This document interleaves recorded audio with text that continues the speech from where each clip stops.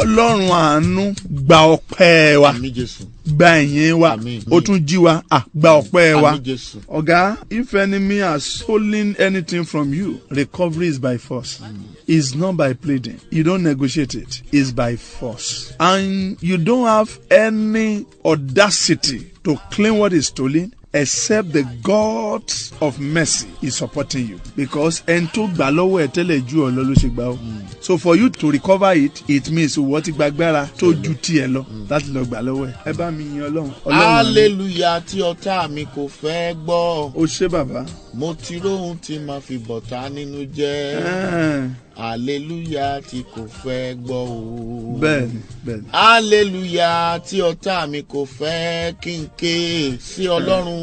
Èmi ti róhun, mo ti róhun tí màá fi bọ̀tá nínú jẹ́. Hallelujah tí kò fẹ́ gbọ́ o. Pariwo wípé every destructive plan of the enemy. Every destructive plan of the enemy. Against my life. Against my life. Be frustrated. Be frustrated. Powers. Powers. Sponsoring evil decisions. Sponsoring evil decisions. Against my life. Against my life. Be dismantled. Be dismantled. Holy Ghost fire. Holy Ghost fire. Envelope my life. Envelope my life. In the name of Jesus. In the name of Jesus. Mo rán ọ jáde. In the name of Jesus. Ègún àti èpè orí rẹ yìí, Olúwa ré dànù. Àmín Jésù. Ibi tí gbogbo ọmọ ìyá rẹ máa ń dé tí wọ́n ilé lọ mọ́, ìwọ kọjá abẹ. Àmín Jésù. À ń sọ nípa májẹ̀mú oṣù kẹwàá. Ó ní mò ń wò níwájú rẹ yìí, wọ́n ní yé lè dànù. Àmín Jésù. Ó ní 1 Chronicle 27:13 olórí ogun oṣù kẹwàá ni à ń pè ní Marahai. Ó sì túmọ̀ sí ìjáfáfá, kì í ṣe ìlọ́wọ́wọ́, ìjáfáfá. Lákòókò. Tó débẹ̀ ní kankan. Dáfídì ní ó nígbà tí mo ń ṣọ́ àgùntàn bàbá mi. Ó ní kìnnìún àti bíárì kan. Ó ní wọ́n dé, wọ́n sì gbé ọmọ àgùntàn. Ó ní mo so mọ́ wọn ní kankan. Kò jẹ́ wọn ó gbé lọ. Ó gbà lọ́wọ́ wọn. Ó pa wọ́n dànù. Ní kankan ni wọn bá ti jẹ́ dànù. Ohun tó jẹ́ tiẹ̀ tí wọ́n gbé hánu yìí. Ó yá kí wọ́n sọ ọ́ lẹ̀ fún ọ. Àmín Jésù. Kankan ni ẹ wo àwọn Hébérù 3. Bàbá gbà wọ́n ní kankan. Iná burúkú tó jó àwọn kan palẹ̀lẹ́ o. Ṣùgbọ́n bàbá tó ṣáájú dán. Lórúkọ Jésù iná ayé tí wọ́n torí rẹ̀ dá. Lórúkọ Jésù ẹni dáná iná pa ni. Àmín Jésù. Mo ní iná pa ni. Àmín. Quick divine intervention. Swift divine intervention. Ìdásí látòkè ọ̀run ní kankan. When should God intervene? When you truly make money but you cannot account for its spending. Òun rí owó òmò bó ti ná. Ọmọbìnrin kan ó ní tóun bá fi 10,000 sílé báyìí tó bá máa dáhùn ìjọ kejì bíi 2,000 ló wọ́n bá ń bẹ̀. Ìbejì ẹ̀mí ó ti wá jí gbé mọ́ lọ́wọ́. Wọ́n jọ ń pin ni. Àṣàwọn náà tún ná náírà lọ́rùn níbi tí wọ́n wà. Wọ́n á tún jí kó. Ó ń rí owó ṣùgbọ́n bó ti ń ná kò mọ bí ti ń lọ. Ó gbó ẹni ń bá ọ ná owó rẹ̀. Every twin spirit that is sharing your glory with you tó ń bá ọ ná owó iná pa wọ́n dà. Àmín Jésù. Parí pé ta ló ń bá mi ná owó? Ta ni ń bá mi pín ayé mi? Ta ni ń bá mi pín ògo mi? Ọ̀rọ̀ mi. Ẹ̀jẹ̀ Jésù gbé yín mi. Àmín. When you're truly making money but you cannot account for spending, you need divine intervention. Another thing, when you discover that you have a destructive habit and you just don't know how to drop it, ìwà pani, ìwà bàtẹnijẹ́ ò mọ bí wọ́n ti ń sọ ọ́ lẹ̀. Ìbọn ló pa á mọ́ ni. Ó ní ìwà yẹn ti wà nù ẹ̀. Ó lọ ń bá àbúrò ẹ̀ ní àṣepọ̀. Ẹ̀gbọ́n yẹn ló pàdánù. Ọmọ Dáfídì ni o. Nínú ilé Dáfídì ń bẹ. Ẹlòmíì tó bá bínú báyìí, á ní bí ìyá náà ti máa ń bínú o. Ìní kan, ìbínú tí òjò orílẹ̀ ọkọ̀ gbé ó mọ̀ bó ti dogun ni. Ẹlòmíì ọtí ni bó bá gbowó ẹ̀ báyìí ọtí ni ó fi mọ ọ̀gá níbi iṣẹ́ àjẹ́ ló máa mọtí. A máa yí ńlẹ̀. Ọ̀rọ̀ ẹ̀ ti sú àwọn èèyàn níbi iṣẹ́ wọn fẹ́ da dúró. Wọ́n kàn tó ń wo ni pé kí lọkùnrin máa ìtẹ́ family ò ní sọ́fà báyìí. Àwọn yẹn náà ti ń wo iṣẹ́ àwọn ní ìsìn kó má ba iṣẹ́ àwọn jẹ́. A destructive habit. Pastor tó ń parọ́ lórí pẹpẹ. Ṣe gbájú ẹ̀. It's terrible. Àwọn ìwà abatẹnijẹ́, àwọn ìwà panirun. O ti níyàwó tẹ́lẹ̀ o tún lọ obìnrin olóbìnrin ló ń lù káàkiri àdúgbò destructive. Èmi àtúndùmágùn abẹ́ ẹ̀gbọ́n ni. Wọ́n ló kú sórí obìnrin lótẹ́ẹ̀lì. Bó ló fẹ́ lọ báyìí? Ọ̀run àpáàdì gedegbe dímọ̀ ọ̀run àpáàdì ló wá fà ń bẹ̀. Olódùmarè o, mo gbàdúrà fún ẹnìkan. Ó gbé ìwà tó fẹ́ bà tiẹ̀ jẹ́. Tó bá ṣàmì lórúkọ Jésù, Olúwa kó tú ọ sílẹ̀. Àmín Jésù. Pariwo pé Olúwa tú mi sílẹ̀. Olúwa tú mi sílẹ̀. Gbogbo ìwà tó fẹ́ bà mí láyé jẹ́. Olúwa fi àánú tú mi sílẹ̀. Olúwa gbà mí lọ́wọ́ ẹ̀. Ìwà tó fẹ́ bà yí ọmọ mi jẹ́. Olúwa gbà lọ́wọ́ ọmọ mi. Látòní lọ mo di òmìnira. Mo gbàdúrà gbogbo àbàmì ìwà tó fẹ́ sọ sí ọ̀run àpáàdì Olúwa jàgbà. Divine intervention. Ó lọ bá Sọ́ọ̀lù burúkú, Sọ́ọ̀lù ẹni èké, Sọ́ọ̀lù ìkà, Sọ́ọ̀lù apààyàn. ńgbà tó dọ́dọ̀ ẹ̀ ó di Sọ́ọ̀lù onírere, ó di Sọ́ọ̀lù ológo. Bó o bá ṣàmì ìwà tó fẹ́ bà tiẹ̀ jẹ́, Olúwa fi àánú já ọ gbà. Gbogbo ibi tó o bá lọ lónìí kílẹ̀ òní tó ṣù wá gba ìròyìn ayọ̀. Bẹ́ẹ̀ l'Olúwa wí, bẹ́ẹ̀ ni wòlíì sọ. Jésù Olúwa wa. Ògo ni fún Ọlọ́run ní òkè ọ̀run. Hallelujah. Ó tún jí wa sáàárọ̀ tuntun. Ó ṣé bàbá. Thank you, Jesus. Ó ṣé bàbá. Ó ṣé o. Ó ṣé bàbá. Ó ṣé o. Ó ṣé bàbá. Ó ṣé Jésù. Ó ṣé bàbá. Ó ṣé Jésù. Ògo bàbá ògo. Hallelujah. Ògo bàbá ògo. Hallelujah. Ògo bàbá ògo. Hallelujah. Jésù ó ṣé. Ó ṣé o Jésù. Jésù ó ṣé. Ó ṣé Jésù. Bàbá mi ó ṣé. Ó ṣé o Jésù. Ẹ̀mí ó ṣé. Ó ṣé o. Àtòfiṣẹ́ ògùn Ó rán. ṣé o Jésù. Ó ṣé bàbá. Ó ṣé o Jésù. Àárọ̀ Sunday. Ó ṣé. Àwa náà tún rèé. Adúpẹ́ o. Tọmọtọmọ. Adúpẹ́. Ó ṣé bàbá. Adúpẹ́. Òdìná yí wa ká. Adúpẹ́ o. Òdì àbò yí wa ká. Ó ṣé o Jésù. Jésù ó ṣé. Ó ṣé o Jésù. Jésù ó ṣé. Ó ṣé o Jésù. Àìsàn gbẹ̀mígbẹ̀mí. Ó ṣé o Ó Jésù. tẹ̀ mọ́lẹ̀. Ó ṣé o Jésù. Jésù ó ṣé. Ó ṣé o Jésù. Bàbá ẹ̀yin. Olúwa ọ̀run ó wáyé. Ó ní ẹ bá mi sọ bẹ́ẹ̀. Wọ́n níyìn àtọpẹ́ yẹ fún bàbá Bẹ́ẹ̀ni. mi o. Báwo la bá ti fẹ́ ọ tó bá mi o. Oníbù ọ̀rẹ́. Oníbù ọ̀rẹ́. Oníbù ọ̀rẹ́. Bẹ́ẹ̀ni. Báwo la bá ti fẹ́ ọ tó. Bẹ́ẹ̀ni. Oníbù ọ̀rẹ́. Ẹ pariwo wípé ọ̀rọ̀ òdì tí a fi so ayé mi mọ́lẹ̀ nínú ẹ̀mí. Ọ̀rọ̀ òdì tí a fi so ayé mi mọ́lẹ̀ nínú ẹ̀mí. Tú wá pẹ̀lú iná. Tó wọ́ pẹ̀lú iná. Ìwọ ọ̀rọ̀ òdì. Ìwọ ọ̀rọ̀ òdì tí a fi so ayé mi mọ́lẹ̀. tí a fi so ayé mi mọ́lẹ̀. Nínú ẹ̀mí. Nínú ẹ̀mí. Túwọ́ lára mi. Túwọ́ lára mi. Pẹ̀lú iná ẹ̀mí. Pẹ̀lú iná ẹ̀mí mímọ́. Túwọ́ lára mi. Túwọ́ lára mi. Pẹ̀lú ọ̀rọ̀ Pẹ̀lú ọ̀rọ̀ Olódùmarè. Túwọ́ lára ọmọ mi. Túwọ́ lára àwọn ọmọ mi. Sọ́dàdúrà Bàbá ní orúkọ Jésù. Ọ̀rọ̀ òdì tí a fi so ayé mi mọ́lẹ̀ tí a nínú fi so ẹ̀mí. ayé mi Mo gba agbára lọ́wọ́ rẹ, mo gba ipá lọ́wọ́ rẹ. Túwọ́ lára mi. Mo gba àṣẹ lọ́wọ́ rẹ, mo gba ìdí rẹ jẹ́. Pẹ̀lú ẹ̀jẹ̀ Jésù. Túwọ́ lára mi pẹ̀lú Mo bá orúkọ ìdí rẹ jẹ́ Jésù. pẹ̀lú ẹ̀jẹ̀ Túwọ́ Jésù. lára mi Túwọ́ pẹ̀lú lára mi, túwọ́ lára agbára ẹ̀pín mi, jíǹde. túwọ́ lára aya mi, túwọ́ lára àwọn ọmọ mi, túwọ́ Túwọ́ lára ògo mi, pẹ̀lú ẹ̀jẹ̀ èdìdí tí a fi di ọmọ bàjẹ́ pẹ̀lú ẹ̀jẹ̀. Ó yá túwọ́ ọwọ́ rẹ yarọ, ọwọ́ yẹn yarọ, ọwọ́ yẹn gbẹ, ọwọ́ yẹn yarọ, ọwọ́ yẹn gbẹ. Àmín. Ẹbọ tí ayé gbé láti ra ọmọ mi níyè. Ẹbọ tí ayé gbé láti ra ọmọ mi níyè. Ṣèbà ìyá ìgbàdùà bàbá ìsọ̀rọ̀. Ẹbọ tí ayé gbé. Ẹbọ tí ayé gbé láti ra ọmọ mi níyè. láti ra ọmọ mi níyè. Lànà. Lànà. Ẹ sọ́dàdúrà. Bàbá ní orúkọ Jésù. Ẹbọ tí ayé gbé láti ra ọmọ mi níyè. Lórúkọ Jésù. Lànà. Ó yá lànà. Lànà lórúkọ Jésù. Lànà. Àtẹ̀bọ̀ àtẹlẹbọ lórúkọ Jésù. Lànà ẹgbiná. Àtẹ̀bọ̀ àtẹlẹbọ ẹlànà ni o. ẹlànà ẹgbiná. Wọ́n gbé ẹbọ o. ẹlànà ẹgbiná ẹlànà.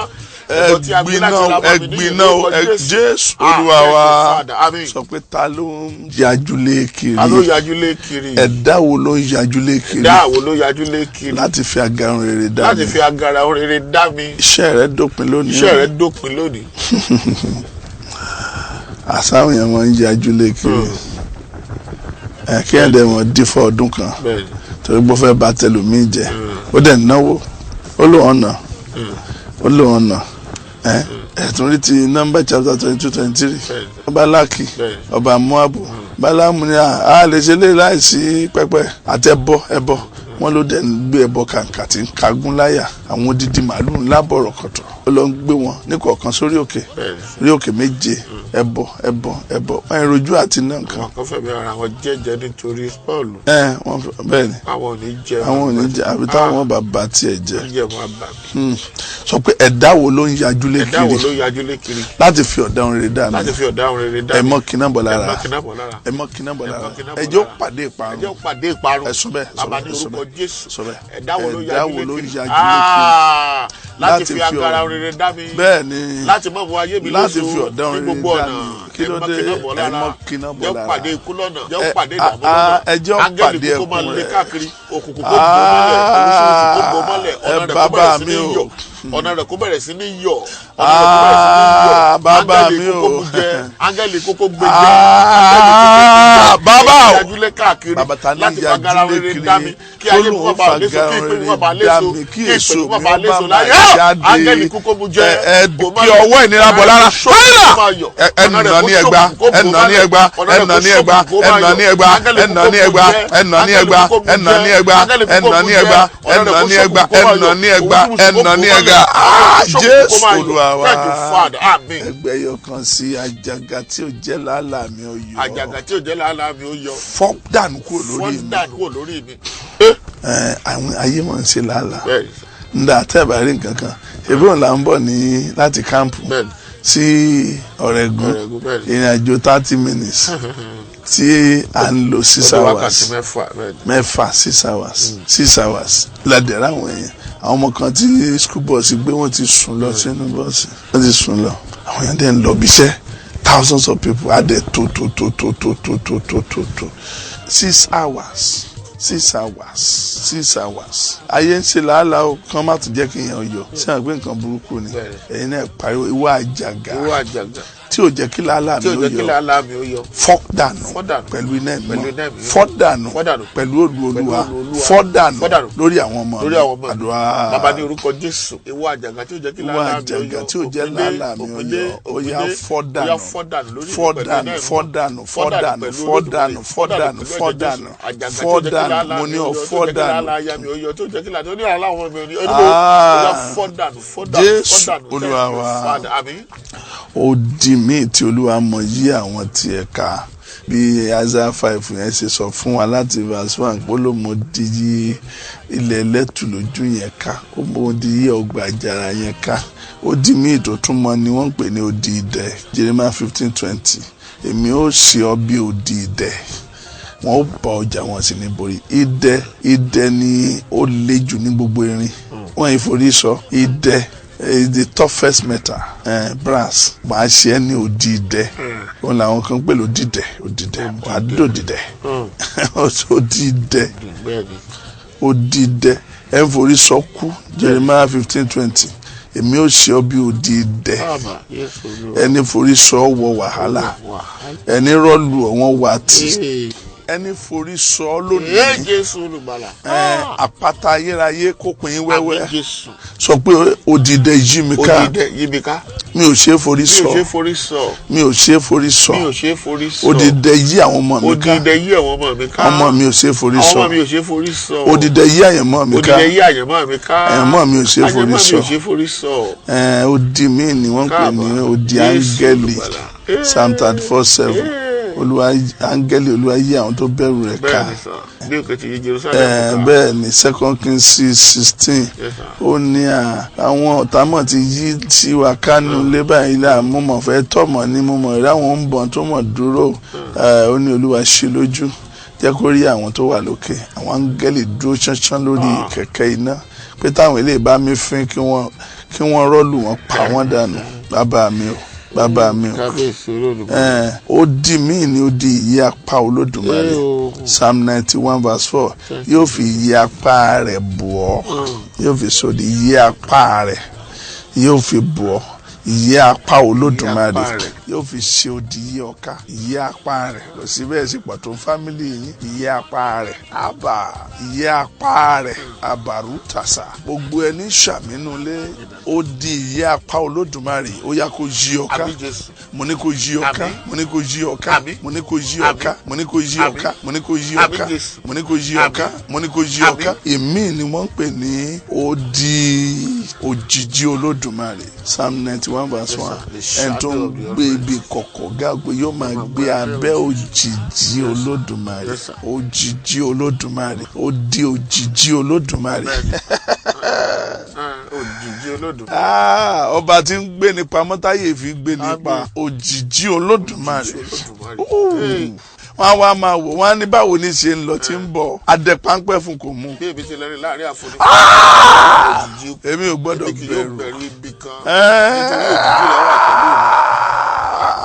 kò ṣeé ṣe níbi wọ́n á máa gbé òkú jáde ẹ wo ọmọkùnrin yẹn ní Ìjẹ̀bú-Òde tá a gba máa ń tutàn ní Ìjẹ̀bú-Òde tó dẹ̀ ń ta màálù ó sì fi sápò ló lóko màálù wọ́n lọ ra màálù mọ́tò wọ́n dẹ̀ lásẹ̀ ó fèsì pẹ̀lú tírélà mọ́tò táwọn fi kó màálù àwọn tó wà mẹ́rin lọ bíi 8 ìgbà tí accident yìí ó parí tí àwọn tí ó wà rescue wọn dé ẹni 7 ti kú wọ́n kú fínfín wọn rí kankan ó dẹ̀ jáde láàrin wọn píìnì kan kò dẹ̀ skáàsì ẹ̀ lára òkè ó ń bọ̀ ṣọ́ọ̀ṣì ó lòun ìlú eléyìí ibi kọ̀kọ̀ gáàgbò ni bàbá gbé pamọ́ káyé má bàa gbé pa ni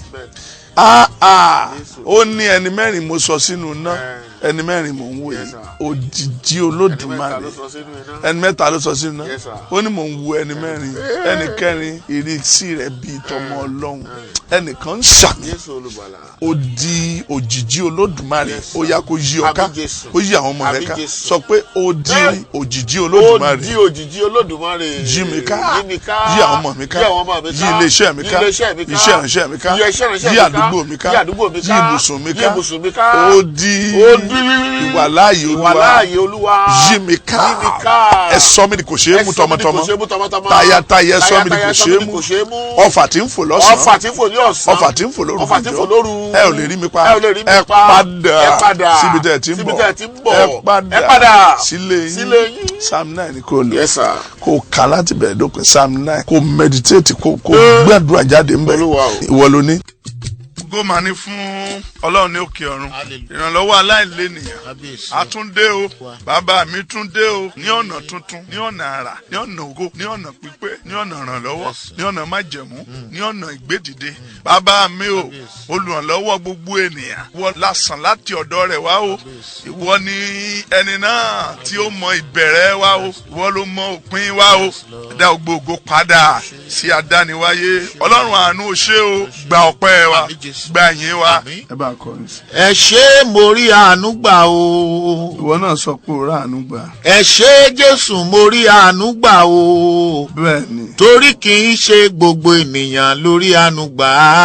Gbogbo èèyàn kọ́. Torí kì í ṣe gbogbo ènìyàn lórí àánú gbà o. Bẹ́ẹ̀ni. Ẹnìkan ń ṣàmì lónìí gbogbo nǹkan tó ń wá ẹ̀mí rẹ tó ń wá ìpalára rẹ tó ń wá ìṣubú rẹ tó fẹ́ dọwọ́ rẹ bolẹ̀ tó fẹ́ da ayé rẹ bolẹ̀ tó fẹ́ da iṣẹ́ rẹ bolẹ̀ tó fẹ́ dàpín rẹ bolẹ̀ tó fẹ́ jókòó lé ọmọlẹ̀ tó fẹ́ pa ọ́ lójijì tó fẹ́ já ọ sí wẹ́wẹ́ tó lòun ọba ọjà tó lòun fàyè hàn tó lòun dojú ẹ bolẹ̀ tó lòun sọ fún ọ pa yé bẹ ẹni tí ẹjọ́ da nǹkan pọ̀ tó fẹ́ da ọ pa ọ ẹni tó fẹ́ rán assassin sí ọ ẹni tó fẹ́ poison rẹ ta ló fẹ́ fi májèlé sínú oúnjẹ rẹ ta ló fẹ́ rán ọ lọ sọ́run lójijì ta ló ẹjọ́ dùn kankan náà tó lòun fàyè hàn tó o bá ṣàmì ẹ̀mí rẹ̀ ọ lọ sí ẹ̀mí rẹ̀ ọ lọ sí ẹ̀mí rẹ̀ ọ lọ sí ẹ̀mí rẹ̀ ọ lọ sí ẹ̀mí rẹ̀ ọ lọ sí ó ṣe wípé èmi yóò ja ìjà rere ti ìgbàgbọ́ èmi yóò ja ìjà rere ti ìgbàgbọ́ èmi yóò ja ìjà rere ti ìgbàgbọ́ èmi yóò ja ìjà rere ti ìgbàgbọ́ èmi máa jà fún àwọn ìlérí Ọlọ́run èmi máa jà fún àwọn ìlérí Ọlọ́run èmi máa gba ìyè ayérayé èmi máa gba ìyè ayérayé èmi máa kọ́kọ́ lépa ìjọba Ọlọ́run èmi máa kọ́kọ́ lépa ìjọba Ọlọ́run ohun tó kù yóò máa tẹ̀lé mi ohun tó kù yóò máa tẹ̀lé mi àti fún mi ní kọ́kọ́rọ́ àti fún mi ní kọ́kọ́rọ́ sí ìjọba náà sí ìjọba náà ohunkóhun tí mo bá dè ní ayé ohunkóhun tí mo bá dè ní ayé yóò di dídè ní ọ̀run yóò di dídè ní ọ̀run ohunkóhun tí mo bá tú ní ayé ohunkóhun tí mo bá tú ní ayé yóò di títú ní ọ̀run yóò di títú ní ọ̀run kò sí ìrọ́pò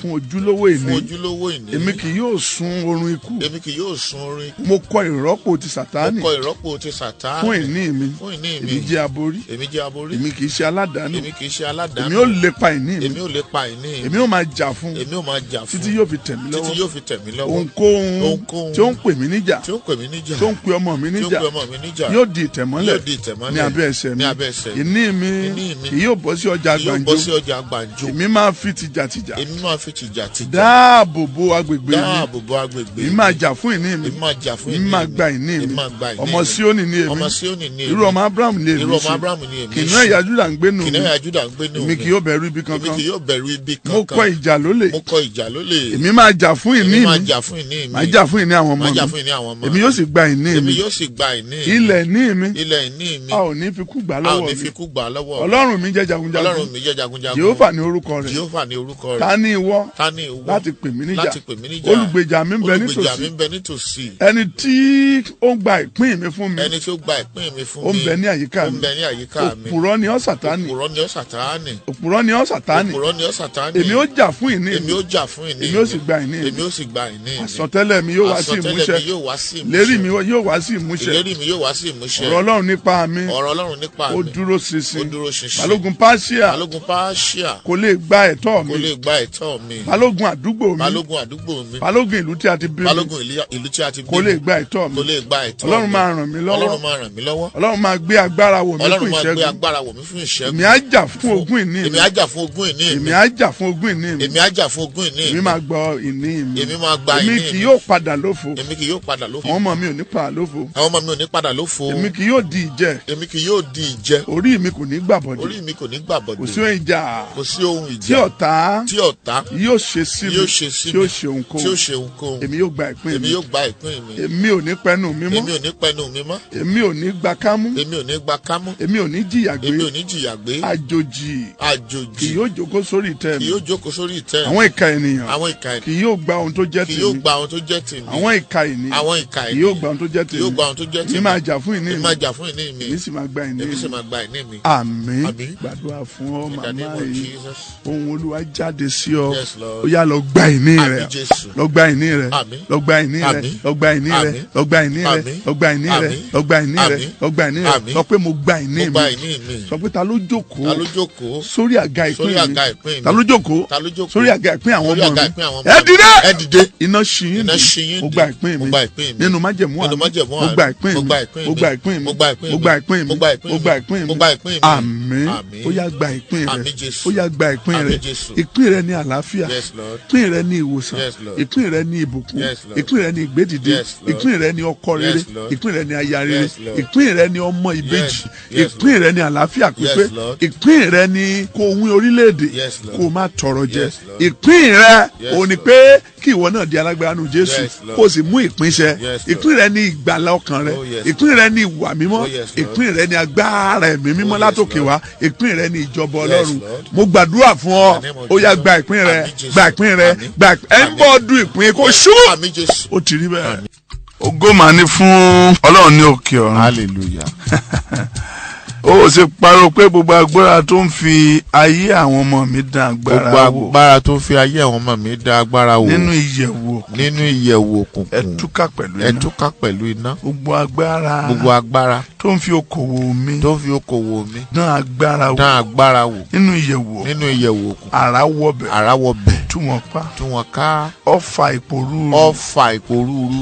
Ìwọ ọfà ìpòrúurú. Ìwọ ọfà ìpòrúurú. Tí a ta mí. Tí a ta mí. Nínú ayé mi. Nínú ayé mi. Bá iná jáde. Bá iná jáde. Olúwa fi agbègbè ayé mi. Olúwa fi agbègbè ayé mi. Tí mi ò tí kún ojú òṣùwọ̀n. Tí mi ò tí kún ojú òṣùwọ̀n. Nínú ẹ̀mí hàn mí. Nínú ẹ̀mí hàn mí. Olúwa fi ohun tí mo nílò láti ṣe. Olúwa fi ohun tí mo nílò láti ṣe. Láti gba ohun tó jẹ́ tèmi hàn mí. Láti gba ohun tó jẹ́ tèmi hàn mí. Olúwa fi hàn mí. Olúwa fi hàn. Ohun tí mo nílò láti ṣe. Ohun tí mo nílò láti ṣe. Olúwa jẹ́ kí n mọ̀. Olúwa jẹ́ kí n mọ̀. Òróró afinimọ̀nà. Òróró afinimọ̀nà. Máa bọ̀ lórí mi. Máa bọ̀ lórí mi. Gbogbo oníṣẹ́ ṣẹ̀kẹ̀ṣẹ̀kẹ̀ òkun. Gbogbo oníṣẹ́ ṣẹ̀kẹ̀ṣẹ̀kẹ̀ òkun. Tí ó ń di iṣẹ́ mi lọ́wọ́. Tó ń di iṣẹ́ mi lọ́wọ́. Já pẹ̀lú iná. Já pẹ̀lú iná. Gbogbo ẹnu ọ̀nà àbáláyé. Gbogbo ẹnu ọ̀nà àbáláyé. Tó ń tilẹ̀kùn ìnímọ́ mi. Tó ń tilẹ̀kùn ìnímọ́ mi. Àrá fọ́ dànù. Àrá fọ́ dànù. Olúwa jẹ́ kí iṣẹ́ ìríjú mi. Olúwa jẹ́ kí iṣẹ́ ìríjú mi. Jẹ́ ìtẹ́wọ́gbà. Jẹ́ ìtẹ́wọ́gbà. Ní gbogbo ayé. Ní gbogbo ayé. Lórílẹ̀-èdè ayé. Lórílẹ̀-èdè ayé. Iná àtúnṣe. Iná àtúnṣe. Àti ìsọdi mímọ́. Àti ìsọdi mímọ́. Láti inú ẹ̀mí mímọ́. Láti inú ẹ̀mí mímọ́. Máa bọ̀ nínú ayé. Máa bọ̀ nínú ayé mi. Gbogbo iṣẹ́ òkùnkùn. Gbogbo iṣẹ́ òkùnkùn. Tí a ti ṣètò lòdì sí ìtẹ̀síwájú àwọn ọmọ mi. Tẹ̀síwájú àwọn ọmọ mi. Àrá tú wọn ká. Àrá tú wọn ká.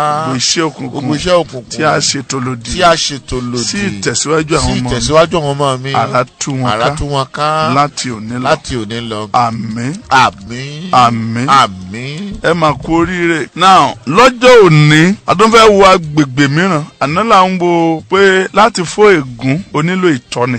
Àfìdí bẹ́ẹ̀ ní 2 Samuel 21 yẹn kí la fẹ́ ṣe tí ìyàn burúkú tó di ègún yìí ó fi lọ. Olúwa ní kó lọ bá àwọn ọmọ Gíbúà tó kù tí wọ́n ti rí pa. Àwọn èèyàn láwọn oníkankan o ẹ sáà mú ọmọkùnrin 7 nínú ẹbí Sọ́ọ̀lù kẹsùn wọn rọ̀ níwájú Olúwa. Ó nínú òun ó dà. Ìkànnù àwọn ìyàwó Sọ́ọ̀lù ló tẹ bàmílẹ́rù. Ìkànnù wọn bí ọmọkùnrin 4. Wọ́n dẹ̀ kó gba àwọn ọmọ lọ́wọ́ ẹ̀. Wọ́n sì lọ sọ wọ́n rọ̀.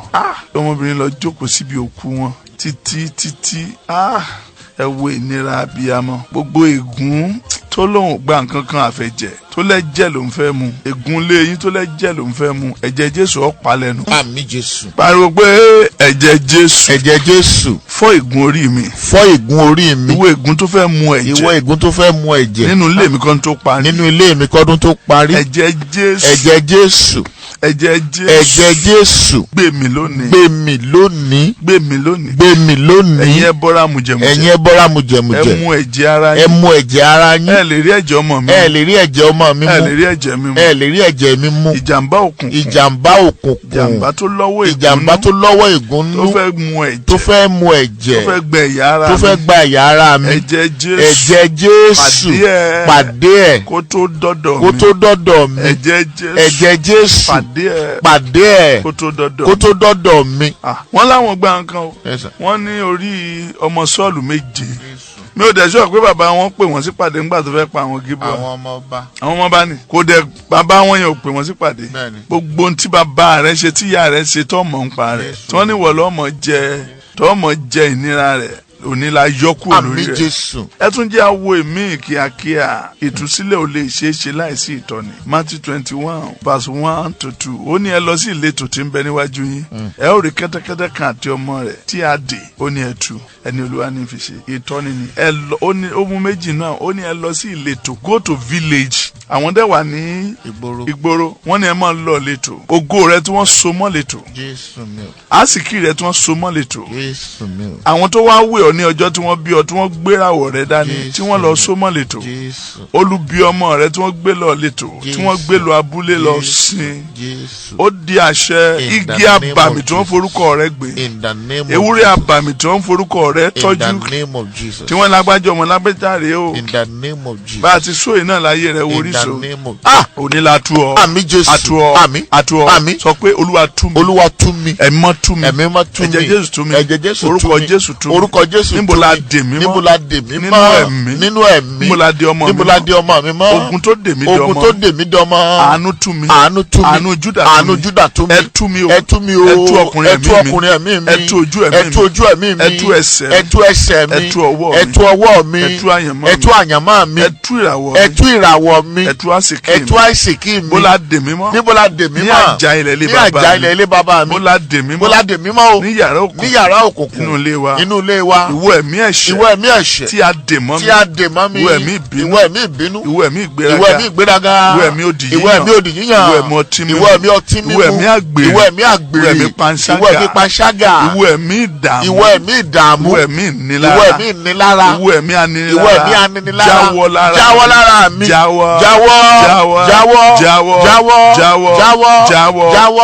jáwọ́ tú mi lónìí o pẹ̀lú ìtọ́ni níbo la dé ètò ìṣúná mi mọ́ níbo la dé owó mi mọ́ tí mo fi ń ná kan tán kí n tó rí mi ẹ tú mi lónìí ẹ fi wà láàyè yín tú mi ẹ tú mi mo tú ara mi pẹ̀lú ẹ̀jẹ̀ Jésù abẹ́ igi òkùnkùn tí a dè mí mọ́ mo tú ara mi àjà ilẹ̀ òkùnkùn tí a dè ògo mi mọ́ mo tú ògo mi jáde ní àhámọ́ ayé mo farahàn togotogo bí mo ti fẹ́ la oṣù yìí kọjá àánú Júdà yóò bá mi là kọjá ọ̀rọ̀ mi dẹ̀rí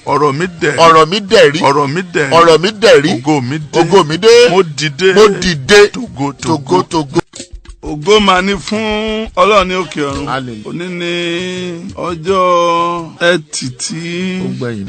Òní ní ọjọ́ ẹtì tó gbẹ̀yìn nínú oṣù kẹjọ. Ìwọ tún rí èmi náà rí ẹgbẹẹgbẹ̀rún wà ní kòtò mìíràn wà ní rọ́jú jẹ rọ́jú mu míì wà nínú ilé ìwòsàn tí wọ́n ń wò bóyá yóò yé àbí kò ní yé àánú dẹ̀ gbé wọ́rọ́ bàbá mi ó ṣe o ó mọ bó jí ọmọ òjà yóò já ọ sí o Ọlọ́run ló dúró tì wá o Ọlọ́run ló ń bá wa ṣe ipa wa kọ́ ò gbàrà wa kọ́ ajínrere ẹ bá wa yin Ọlọ́run àánú. Ọkàn mi yin ọba ọ̀run. Ọkàn tèmi náà yin. Mú ọrẹ wá sí ọ̀dọ̀ rẹ̀. Wọ́n ta wó sàn ta dáríjì. Òun náà ni. Tàlàbà yìn bí rẹ̀. pariwo wípé àṣírí àṣeyọrí wà pẹ̀lú Ọlọ́run. Àṣírí àṣeyọrí wà pẹ̀lú Ọlọ́run. Ó sì ti fi hàn mí. Ó sì ti fi hàn mí. Gbogbo ohun tí a dá nípa ti Ọlọ́run. Gbogbo ohun tí a dá nípa ti Ọlọ́run. Wọ́n borí ayé ni. Wọ́n borí ayé ni. Èyí ni ìṣẹ́gun tó borí ayé. Èyí ni ìṣẹ́gun tó borí ayé. Ìgbàgbọ́ wa nínú rẹ̀. Ìgbàgbọ́ wa nínú rẹ̀. Ìgbàgbọ́ wa nínú Jésù. Ìgbàgbọ́ wa nínú Jésù. Ìjákulẹ̀ ìrírí mi. Ìjákulẹ̀ ìrírí mi. Kò ní so èmi mọ́lẹ̀. Kò ní so èmi mọ́lẹ̀. Má ṣe halẹ̀ lórí mi mọ́ ìwọ ọ̀tá mi. Má ṣe halẹ̀ lórí mi mọ́ ìwọ ọ̀tá mi. Bí èmi bá ṣubú èmi yóò dìde. Bí èmi bá ṣubú èmi yóò dìde. Ọlọ́run ti ṣèlérí láti gbé mi dìde. Ọlọ́run ti ṣèlérí láti gbé mi dìde. Onígbàgbọ́ ni èmi. Onígbàgbọ́ ni èmi. Èmi yóò dìde. Èmi yóò dìde. Jésù ti gba ìṣẹ́gun náà. Jésù ti gba ìṣẹ́gun náà. Ó sì ti fún mi ní ìṣẹ́gun. Ó sì ti fún mi ní ìṣẹ́gun. Ó ti fún àwọn ọmọ mi ní ìṣẹ́gun. Ó ti fún ọmọ mi ní ìṣẹ́gun. Ọlọ́run ti la ọ̀nà fún àǹfààní fún mi. Ọlọ́run ti la ọ̀nà fún àǹfààní fún mi. Èmi borí alátakò. Èmi borí alátakò. Ọlọ́run yóò sọ agbègbè mi di ńlá. Ọlọ́run yóò sọ agbègbè mi di ńlá. A kì yóò dá mi dúró mọ́. A kì yóò dá mi dúró mọ́. Àṣeyọrí mi yóò rú àwọn ọ̀tá mi lójú. Àṣeyọrí mi yóò rú àwọn ọ̀tá mi lójú. Ìṣẹ́gun mi yóò di rírí fún gbogbo ayé. Ìṣẹ́gun mi yóò di rírí fún gbogbo ayé. Ẹ̀jẹ̀ Jésù bo ayé mi mọ́lẹ̀. Ẹ̀jẹ̀ Jésù bo ayé mi mọ́lẹ̀. Àdúrà mi di ẹ̀rí látòní. Àdúrà mi di ẹ̀rí látòní lọ. Àìlera mi di okun látòní. Àìlera mi di okun látòní. Ìràwọ̀ mi tó farasin. Ìràwọ̀ mi tó farasin. Ó farahàn láti òní lọ. Ó farahàn látòní lọ. Ilẹ̀kùn mi tó tì. Ilẹ̀kùn mi tó tì. Ó di ṣíṣí fún mi látòní lọ. Ó di ṣíṣí fún mi látòní lọ. Ẹkún di ẹ̀rín fún mi lórí ọmọ. Ẹkún di ẹ̀rín fún mi lórí ọmọ. Ìjákulẹ̀ mi di ìṣẹ́gun. Ìjákulẹ̀ mi di ìṣẹ́gun. Òfò mi di ògo. Òfò mi di ògo. Ìdádúró mi di ìfarahàn kíákíá. Ìdádúró mi di ìfarahàn kíákíá. Ìyàgàn mi di ìléso látòní. Ìyàgàn mi di ìléso látòní. Ìjákulẹ̀ mi. Ìjákulẹ̀ mi. Ó yí padà. Ó yí padà. Ó di yíyan láti òkè ńlá. Ó di yíyan láti òkè ńlá. Ìkọ̀sílẹ̀ mi di ìtẹ́wọ́gbà láti òní. Ìkọ̀sílẹ̀ mi di ìtẹ́wọ́gbà láti òní. Àìsàn mi di ìwòsàn pípé. Àìsàn mi di ìwòsàn pípé. Eérú mi di ẹwà níwájú Olúwa. Eérú mi di ẹwà níwájú Olúwa. A sì gbé orí mi sókè. A sì gbé orí mi sókè. Àmín. Àmín. Àmín. Àmín. A ti ń sọ láti ọjọ́ ajé nípa àwọn tí máa ń ṣe tánà di ìpèsè àtòkè wá. A bẹ̀rẹ̀ lórí ohun tí a pè ní èròǹgbà àwọn ènìyàn sí ọ, people's opinion. Bí wọ́n ṣe ní sí Dáfídì nù, ká ló gbà láàyè ni kò ní rí àtìlẹ́yìn Ọlọ́run. Ó ti ẹni jẹ́ ó gbégbèsè. Opinion olùkọ́ ẹlòmíì ni ò jẹ́ kó kàwé dòde. Wọ́n ní orí mi ọ̀rọ̀ mọ̀wé. Wọ́n ní mi ò lè ṣe science student. Wọ́n ní mi ò lè ṣe physics. Òṣìṣẹ́ orí kan tá a dá látọ̀run kó ṣe physics. Ọpọlọ tí ń bẹ lórí ẹni tí ó mọ physics jù lágbàáyé, òun náà ló ń bẹ lórí tiwa. Òun rí tiẹ̀ lónìí. Ọpọlọ kan náà gbogbo èèyàn ní. Bọ̀tẹ́ nìkan ó lo tiẹ̀. Ó fi kàwé kàkàkàkà. Gbàtó yá ìwé náà sọ pé ó yarí pé àbájẹ́ kẹ́ ni ìmọ̀ òun. Ọpọlọ yìí ọkàn mọ̀ gbóná lẹ̀ dà sílẹ̀. Ẹja kúkú jẹ́ ọmọ. Bẹ́ẹ̀ni gbogbo nǹkan tí èèyàn mọ̀ ó fira ẹ̀jì fún ni. So adẹ̀rí gbogbo opinion bí opinion bàbẹ́ even bàbá tó bínú kò kákún ní oníkò tọ́sọ́ba 1 Samuel 16. Ìgbà tó ń dọ́dọ̀ àwọn ẹ̀gbọ́n ẹ̀ ní 1 Samuel 17 wọ́n lọ yàyọjú ràn ní pé kí ni ń wá tá ń gbéṣẹ́ ràn. Ìgbà tó tún dọ́dọ̀ kábíyèsí ó ní ọ̀dọ́ ni ìwọ yìí pé ó lè bá irú ẹni tá à ń wí ìjà. Gbàtà wá gbé ọ̀rọ̀ ẹ̀ dọ́dọ̀ ọ̀tá gan Gòláyátì yẹn wá fi èpè ó wá ṣẹ́ èpè burúkú sí ọ̀rọ̀ ẹ̀ pé mo fi ọ́ bú nípa Ọlọ́run mi. Òun náà lọ́wọ́n Ọlọ́run ṣúẹ́ṣúẹ́ kan ó lóun fi ṣépè ó fi Dáfídì ṣépè. Dáfídì náà yà dákẹ́ òun náà yà tún sọ ètí ẹ̀ padà pé ìwọ tọ̀ mí wá pẹ̀lú ọ̀wà àti àwọn àdáhùn irinṣẹ́ ńlá. Èmi ò ní gbogbo yín o ṣùgbọ́n èmi tọ̀ ọ́ wá ní orúkọ Ọlọ́run àwọn ọmọ ogun. Ó dẹ̀ mú kànnàkànnà ẹ̀ wọ́n ló fi bó ti ń fi nǹkan rẹ̀ àfi òkú lẹ́lẹ́jà ń tà orí Gòláyátì lọ́lọ́. Nígbà tá a lọ gbàdúrà níbi tí Gòláyátì ṣubú ní Valley of Ela a lọ ọbẹ̀ ní ọdún méjì sẹ́yìn àdúrà ń bọ̀ ajẹun pọ̀ ń bẹ̀rù. ìdí inú gbogbo àwọn tí ò lè bá wa lọ Jerusalem lọ́dún nítorí kòrónà ẹ máa múra fún ọdún tí ń bọ̀ yóò ṣe é ṣe.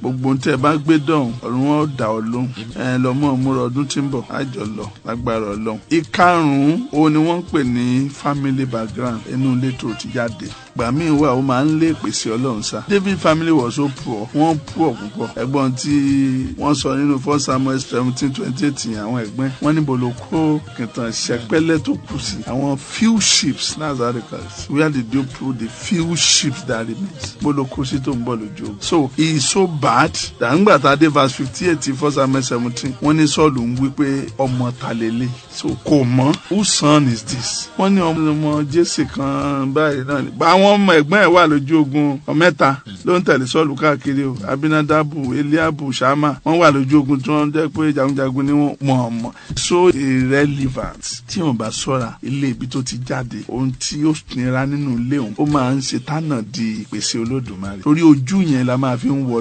lómi máa ń wò pé Ọlọ́run gan-an pípẹ́ ò lè ka wo tó ń bẹ ńlẹ̀ yìí fún àwọn. Téèyàn ò bá ṣọ́ra inú ilé tá a ti bí èèyàn máa ń nípa lórí ènìyàn. Inú ilé tá a ti bí ó máa ń ní influence ó tọ́ dẹ̀ ni ó máa ń ní influence. Béèyàn bá wá láti inú ilé tí bàbá àti ìyá ò gbé papọ̀ ṣé àwọn kò máa ní influence lórí àwọn ọmọ yìí. Béèyàn bá wá láti inú ilé tí bàbá jẹ́ ẹni tó ń mọtí tó ń mu ògóró káàkiri tó ń yàlè káàkiri kò máa ní influence lórí àwọn ọmọ yìí. So the same way béèyàn bá wá láti inú ilé tó pọ̀ ẹ wo gbọ́ ẹgbọ́n tí Caleb àbí kí lórúkọ ẹ̀ Gideon sọ nínú Judges chapter 6:15 nínú ìwé ìdájọ́ orí kẹfà ẹsẹ̀ kẹẹ̀dógún ó níbo ni kí èmi kò ti gba Israeli. My family is poor in Manasseh, is the least, is the poor in Manasseh, and I'm the least of my father's house. My father is poor in Manasseh. Ó wá ní I am the least of my father's house. Ó wá ní dáná ẹni kí n wá gba Israeli. So do you know that is enough for God to take off and say you are not the kind of person I'm looking for. You know, so ọ̀pọ̀lọpọ̀ ìgbà ló yẹ pé ohun tí à ń là kọjá ohun tí ẹbí wa dúró lé lórí ohun tí ẹbí wa jẹ́ yẹn ó máa ń blọ́ọ̀kù ìpèsè Olódùmarè. A kì í ní ìgbàgbọ́ nínú tí Ọlọ́run lè ṣe. Àwọn ohun tí ẹbí wa ti kó sí wa nínú yẹn ohun tí ẹbí wa jẹ́ yẹn ló máa ń wà wájú wa ní gbogbo ìgbà. Ẹ̀gbọ́n tí wọ́n sọ nípa Jésù nígbà tí wọ́n gbọ́ pé olùgbàlà kan wọ́n bí ní Násárẹ́tì wọ́n ní ohun rere kan lè ti Násárẹ́tì jáde wá bí from that family and any good thing from others. Wọ́n ní ẹ wá wọlé yàtọ̀. Tí ẹ máa yàtọ̀. Amen. Sọ pé tèmi yàtọ̀. Tèmi yàtọ̀. Ọ̀gá ìparọ́ pé tèmi yàtọ̀. Tèmi yàtọ̀. Àṣeyọrí tí wọ́n ṣe nu lé wa. Àṣeyọrí tí wọ́n ṣe nu lé wa. Orí mi ni ó ti bẹ̀rẹ̀. Orí mi ni ó ti bẹ̀rẹ̀. Sọ pé tèmi yàtọ̀. Tèmi yàtọ̀. Àṣeyọrí tí àwọn ọmọ ò ṣe rí. Àṣeyọrí tí àwọn ọmọ ò ṣe rí. Orí àwọn ọmọ mi ni ó ti bẹ̀rẹ̀. Orí àwọn ọmọ mi ni ó ti bẹ̀rẹ̀. Èmi yóò rí ògo lò. Èmi yóò rí ògo lò. Wàhálà tí ẹbí mi là kọjá. Wàhálà tí ẹbí mi là kọjá. Kò ní so èmi mọ́lẹ̀. Kò ní so èmi mọ́lẹ̀. Ogun tí àwọn ìran mi là kọjá. Ogun tí àwọn ìran mi là kọjá. Kò ní tilẹ̀kùn mẹ́mi. Kò ní tilẹ̀kùn mẹ́mi. Ògo mi borí. Ògo mi borí. Òróró Olúwa borí nínú ayé mi. Òróró Olúwa borí nínú ayé mi. Ètò Ọlọ́run ṣẹ fún mi. Ètò Ọlọ́run ṣẹ fún mi. Májẹ̀mú Olúwa ti dé fún mi. Májẹ̀mú Olúwa ti dé fún mi. Àmín. Àmín. Mo sùn láyọ̀, mo jí láyọ̀, mo fògo f'Olúwa. Mo jí láyọ̀, bàbá mo dúpẹ́ o. Ó ṣorí waterbed tí a sùn ló jẹ́ kí a di alààyè lónìí. Ó ń ṣe agbègbè tí a wà tí ò sí ẹ̀fọn tí èsì bẹ́ sí wa lórí. Ìyẹn kọ́ ló sọ wá di alààyè o. Àánú rẹ̀ ló jẹ́ kí a wà lára àwọn alààyè lónìí. La fi dúpẹ́ lọ́wọ́ rẹ̀ Olúwa ṣeun. Àánú rẹ̀ dúró láéláé. Ni mo fi kí wa káàárọ̀ onílé lóko lẹ́yìn òde àti káàkiri gbogbo àgbáláyé tí ẹ bá ti ń gbọ́ wa. Eré òwúrọ̀ rẹ o. The Love of Christ Chapel International tí a kalẹ̀ káàkiri gbogbo àgbáláyé níbẹ̀ ni a ti wá. Bàbá ti wà ní kalẹ̀ láàárọ̀ yìí fún ọ̀rọ̀ àánú látòrí ìtẹ́ àánú wa Prophet Olowoporoku gbogbo ayé kò wọ́n lóníṣẹ́ ọba ẹ káàárọ̀ sà. Ògo máa ní fún Ọlọ́run ní òkè ọ̀run. Hallelujah. Ọlọ́run àánú ó ṣe. Òpin ọ̀sẹ̀ rèé kò máa ní dòpin ẹ̀mí rẹ̀. Àmín Jésù. Ó tún rọ́lọ́run ó tún sọ wá láti Monday ó tún sọ wá láti òní weekend ẹ kàn rí gbogbo ẹ̀ kàn yí lọ sàn yí bọ́ sàn yí lọ sàn yí bọ́ mọ́ gbàgbé Sakara chapter 8:19 ó ní àwẹ̀ oṣù kẹwàá àdúrà oṣù kẹwàá ìṣòro oṣù kẹwàá ìwà mímọ́ oṣù kẹwàá ìyára ẹni sọ́tọ̀ oṣù kẹwàá ìfifúnni oṣù kẹwàá ìran nìkan lọ́wọ́ oṣù kẹwàá ìgbọràn oṣù kẹwàá ìgbọràn sí àṣẹ Olúwa oṣù kẹwàá bẹ́ẹ̀ ni ìdúró ti Olúwa nísinsìnyí ní oṣù kẹwàá ó ní yóò di ayọ̀ àti inú dídùn fún ọ. O ṣeun Jésù. ìdínú mọ́mọ́ sáré kù àtọ́ ó jẹ́ dúró tọ́lọ́ máa lè ṣe nǹkan kan àbí tọ́lọ̀ ń bá ṣe ó ní bọ́lọ́wọ́n bá kọ́lé náà àwọn tí ń kọ́ wọn ṣe lásán ni Ọlọ́wọ́n bá ti pàlú mọ́ olùṣọ́ ọmọ jí lásán ni ètò Ọlọ́run bá ṣe ń bẹ̀ ló ṣe é ṣe ètò Ọlọ́run bá ṣe kọ́ ni kò ṣeé ṣe náà ni kò ṣeé ṣe náà ni ó ló ṣeé ṣe kí ènìyàn múra ẹṣin dé ọjọ́ ogun ó ní ṣùgbọ́n ọ̀dọ̀ Ọlọ́run ìṣẹ́gun ó ti wá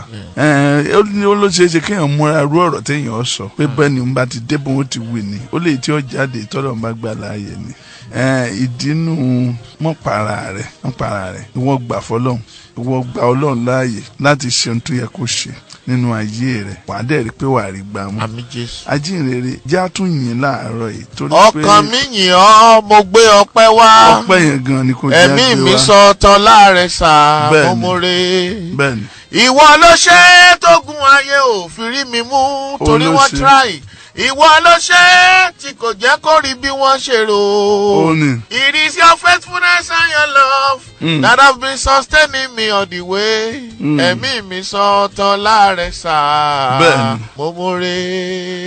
èmi náà sọ ẹ̀rí Zechariah chapter 5 ni ó ní ègún tó ló máa ń fò ó ní mo sì rí ègún tí ń fò ègún tí ń fò abájọ ó ní ẹyẹ fún ṣíṣí kiri alápá ń dìdẹ̀ fún fífò ó ní ègún kì í wá sórí ẹnikẹ́ni láì nídìí so ègún tí ń fò tí wọ́n sì ń fẹsẹ̀ rìn ìgbà mélòó ni ó fi bọ́ ọ̀gá bí ègún bá bóyá arọ tí ń fẹsẹ̀ wọ yóò wọ́ débi wọ́n rán ìdínú Ọlọ́run nìkan lèèyàn ń sáàdì nínú ayé burúkú tí wọ́n ń pè ní ayé ọ̀dájú yìí Psalm 74:20 ó ní júbà májẹ̀mú rẹ̀ nítorí pé ibi tẹ́ ẹ wà yìí ó ní igbó ọ̀dájú ni. lágbára Ọlọ́run gbogbo ẹni tó a tún jọ pàdé láàárọ̀ yìí òróró ìyè ó dàlẹ́ ọ lórí sọ pé òróró ìyè dàlẹ́ mi lórí dàlẹ́ àwọn ọmọ mi lórí jẹ́ kí ọ̀tá mi dípò mi ní ibojì jẹ́ kí ọ̀tá mi dípò mi ní ibojì jẹ́ kí ọ̀tá mi dípò mi ní ibojì jẹ́ kí ọ̀tá mi dípò mi ní ibojì.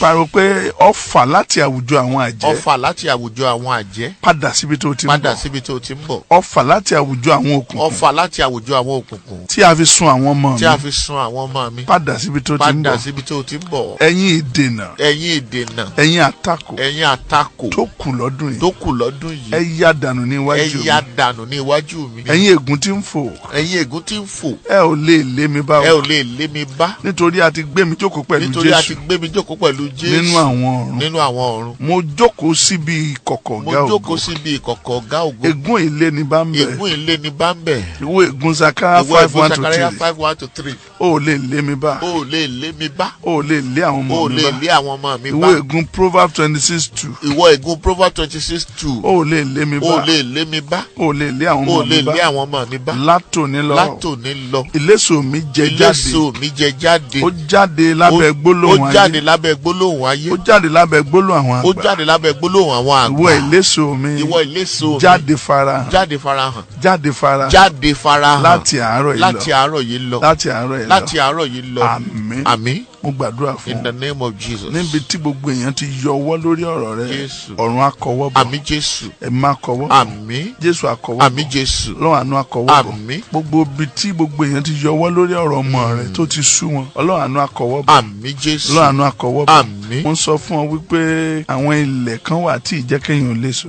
kéèyàn mọ́ ti kẹsẹ̀ bọ̀ bẹ̀ ni gbogbo tó bá kó bẹ̀ bẹ̀ yóò rà á ni. ọmọkùnrin tí mo sọ tí mo ní ó gbé ilé burúkú ilé abàmì tí mo wá gbàdúrà sí òróró kan tí mo ní kó lọ fi àná ẹ̀tì ẹnu géètì rẹ̀ tí òkùnkùn yọwọ́ òun ló tún kọ́kọ́ ra jíìpù fún mi abẹ́mọ̀ lọ́dún náà òun ló kọ́ ra jíìpù ó lọ gba kọ́ńtrátì 470 million kò rírú ẹ̀ rí ọ̀run jádàn òun fúnra ẹ̀ ló wá tún fún láńlọ́ọ̀dù yẹn ní nǹkan jẹ ó kọ́ ilé láàrin oṣù mẹ́ta aláǹsọ̀rọ̀ ọ̀run ó bá ti dọ́dọ̀ rẹ̀ ó dé náà nù ọ̀dọ̀ rẹ̀ ló kàn. Amen. mo ní ọ̀dọ̀ rẹ̀ ló kàn. àmín Jésù. ọ̀rọ̀ òdì wà tí ìjẹ́ kéèyàn lè so ọ̀rọ̀ òdì wà wọ́n á dẹ̀ sọ ọ̀rọ̀ yẹn pé mọ̀ ń lọ pé bó ṣe lọ lọ́ padà. wọ́n ní ẹ filẹ̀ apẹ̀ ló lọ fi pọn mi ṣé bẹ́ẹ̀ máa fa apẹ̀ pọn mi yóò ó gbòmí náà délé. alápẹ̀rẹ̀ ló fi pọn mi. ohun tí wọ́n sọ fún ni pé bó ti lọ ní ọ̀bọ̀ àwọn gbólóhùn àbàmì. àwọn á ní ẹ̀ sísìn ní yọwọ́ mi. bẹ́ẹ̀ ni bó gbé ọjà Dubai kalẹ̀ bó gbé ọjà London kalẹ̀ wọ́n á lé sísìn ní yọwọ́ mi ẹ̀ sàfilẹ̀.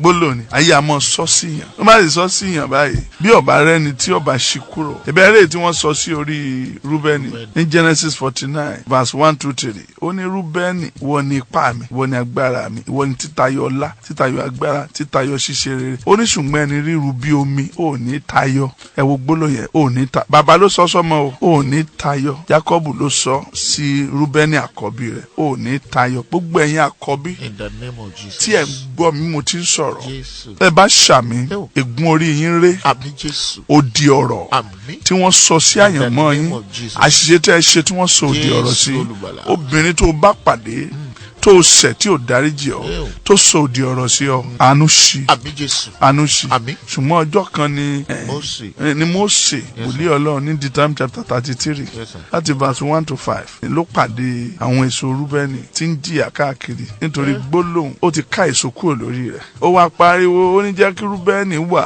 ó ní kó má ṣe kú kí àwọn ọmọ rẹ̀ má ṣe mọ níwọ̀n let his children not be few. So gbólóhùn yẹn ó ti shrink ó ti sọ di kónkó ó ti sọ afúnidàtọrọ ó ti sọ ẹni tó yẹ kó mọ control ìlú ńlá ó ti sọ di ẹni tí ń gbé ahéré tí ń gọ sí abẹ́ àpáta káàkiri. Ẹ wo sá o èmi ò mọ gbólóhùn tí wọ́n sọ sí ọ tí ìsọ̀rẹ́ òfin lọ mọ́ àwọn tí ẹjọ́ ń ta nǹkan kan náà tí wọ́n bínú pé kí ló dé òun tà ju àwọn lọ ẹni tó fẹ́ gbọ́kọ mọ́ ọ lọ́wọ́ tí wọ́n ní kò ṣeé ṣe tó fa ọkọ yẹn tó lọ́n sì gbà fún ọ tó wá ní àkàrà kékú mọ́ jẹ́ ṣèṣe tó di ọ̀rọ̀ 1 King chapter 3 pé kó má jẹ́ tèmi kó má jẹ́ tiẹ̀. Irú ayé wo la wá wà yìí? Ayé mọ́ jẹ́ tèmi mọ́ jẹ́ tiẹ̀, ayé kàkà kékú mọ́ jẹ́ ṣèṣe. ẹjọ́ fi ṣàwádànù. Ẹ wo gbogbo àwọn tí a jọ pàdé lónìí májẹ̀mú ti bò yín mọ́lẹ̀ o. Mo rí àánú ibi tí a ti sọ gbólóhùn òdì sí ayé yín, gbólóhùn òdì sí iṣẹ́ yín, gbólóhùn òdì sí ṣọ́ọ̀bù yín, gbólóhùn òdì sí sátífíkẹ́ẹ̀tì tó ń gbé káàkiri tí sátífíkẹ́ẹ̀tì yẹn kò ní ìtumọ̀ mọ́ ó yá kó ṣí lọ ṣí lọ ṣí lọ. Mo dúró bíi Mósè ni mo dúró bíi Mósè mo fọhùn Olúwa sí ìgboro. Ẹ rí ìyá òun tó tẹ̀lé wa lọ́jọ́ dá yẹn ó ní oògùn lòun fi ń sùn fún ọ̀pọ̀lọpọ̀ ọdún. Oògùn àtijọ́ dà ló ti bẹ̀rẹ̀ sí sùn. Èyí tí ó ní ọ̀sà ńkọ́ ó lóun ìjẹun ata ó tiẹ̀ lóun lè jẹun gidi àfi tóun bá fẹ́ para òun ṣùgbọ́n láti Jordan ló ti ń jẹun gidi. lóun tún wá délùú Èkó ní bóyá Jordan lógún ti ṣẹ́ bóyá kò tí ì ṣẹ́ bóyá torí environment tó ń wà ní Jordan ó ń ṣe pẹpẹ súpù aláta ó jẹ́ àtìgbà náà ni ti ń jẹun gidi. Ẹnìkan ń gbọ́ mi ó di májẹ̀mú gbólóhùn tí ń bẹ lórí rẹ tí nǹkan fi ní ọ lára kókó yìí ó yá kó ká kúrò. Gbólóhùn tó bí ìgbà líle gbólóhùn tó bí ìgbà líle tó ṣe agbátẹrù ìgbà ìnira gbólóhùn yẹn akakúrò.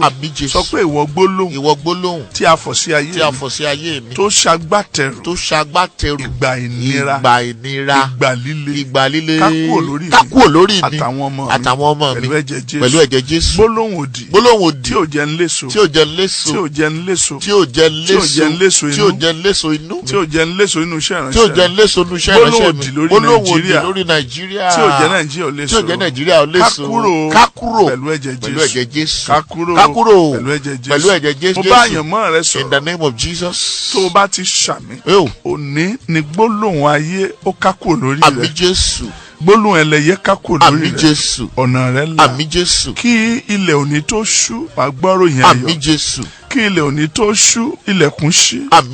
Àwọn tá a fi ṣe ayọ̀ rán sí ọkàn wá jíṣẹ́ ó léso ayé ò réso rẹ̀ májẹ̀mú ọ̀fọ̀ ó dìde ó ràjẹjẹ níbi tí gbogbo ènìyàn ti yọ ọwọ́ lórí ọ̀rọ̀ rẹ Ọlọ́run kọwọ́ bọ̀ ẹ̀mú kọwọ́ bọ̀ níbi tí gbogbo ènìyàn ti yọ ọwọ́ lórí ọ̀rọ̀ ọmọ rẹ pásítọ̀ gan yọ ọwọ́ Ọlọ́run àánú kọwọ́ bọ̀ Ọlọ́run àánú kọwọ́ bọ̀ ibi tí gbogbo dókítà ti yọ ọwọ́ lórí ọ̀rọ̀ rẹ Ọlọ́run àánú kọwọ́ bọ̀ yọ kọwọ́ bọ̀ orí ọmọ rẹ ò ní gbàbọ̀ gbogbo àwọn abẹ́ni lórí ayé wọn ní rí ọbẹ̀ lórí àṣàlíbó sàtà mo fi wà láàyè Olúwa bù ọmọ lẹ mo fi bù ọmọ lẹ ọ̀nà rẹ là ọ̀nà rẹ là ọ̀nà rẹ là sọ pé gbólóhùn òdì tí a fọ̀ lé mi lórí ṣí kúrò lórí mi fólóhùn òdì gbólóhùn ìdájọ́ tí a fọ̀ lé àwọn ọmọ mi lórí ṣí kúrò lórí àwọn ọmọ mi ṣí kúrò lórí àwọn ọmọ mi ṣí kúrò lórí àwọn ọmọ mi ṣí kúrò lórí àwọn ọmọ mi. Ẹ lo Psalm 41 kẹ́ fi gbàdúrà yẹn o ẹ gbà. Ògo máa ní fún Ọlọ́run ní òkè ọ̀run.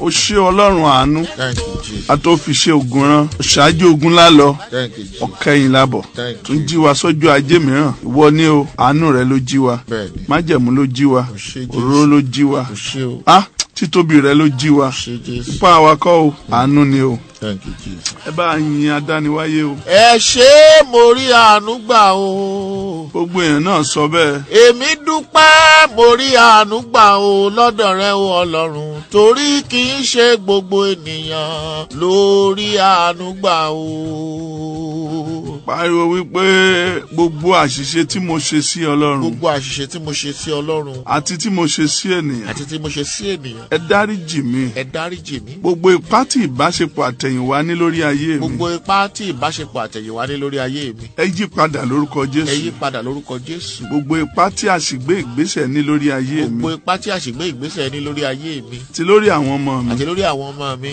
Ẹ̀jẹ̀ Jésù. Ẹ̀jẹ̀ Jésù. Yí padà. Yí padà. Ṣàánú mi Olúwa. Ṣàánú mi Olúwa. Gbogbo àṣìṣe mi àtẹ̀yìnwá. Gbogbo àṣìṣe mi àtẹ̀yìnwá. Kí ẹ sì dáríjì mi. Kí ẹ sì dáríjì mi. Ilé ẹjọ́ gíga ti ọ̀run. Ilé ẹjọ́ gíga ti ọ̀run. Dá mi láre lónìí. Dá mi láre lónìí. Alágbàwí mi. Alágbàwí mi. Ẹ fọ̀hùn àánú fèmí náà. Ẹ fọ̀hùn àánú fèmí náà. Gbogbo ẹ̀sùn tí à ń fi kàn mí lójoojúmọ́. Gbogbo ẹ̀sùn tí à ń fi kàn mí lójoojúmọ́. Ẹ dá mi láre. Ẹ dá mi láre. Ohun rere gbogbo tí mo sọnù. Ohun rere gbogbo tí mo sọnù. Sínú yàrá ìdálẹ́bi. Sínú yàrá ìdálẹ́bi. Àánú gbà padà fún mi. Àánú gbà padà fún mi. Ilé ijó òkùnkùn. Ilé ẹjọ́ òkùnkùn. Tí a ti ń dá ayé mi lẹ́bi. Tí a ti ń dá ayé mi lẹ́bi. Májẹ̀mú àánú. Májẹ̀mú àánú. Ẹ wọ bẹ́ẹ̀. Ẹ wọ bẹ́ẹ̀. Kí ẹ sì dá mi láre. Kí ẹ sì dá mi láre. Ẹ dá mi láre. Ẹ dá mi láre. Ẹ dá àwọn ọmọ mi láre. Ẹ dá àwọn ọmọ mi láre. Láti àárọ̀ yìí lọ. Láti àárọ̀ yìí lọ. Àmín. Àmín. Àmín. Àmín. Ìpèsè àtòkèwá là ń wò. Mo sì ń sọ fún yín lọ́sẹ̀ yìí nípa ohun méje tí mò ń ṣe tánà dí ìpèsè àtòkèwá.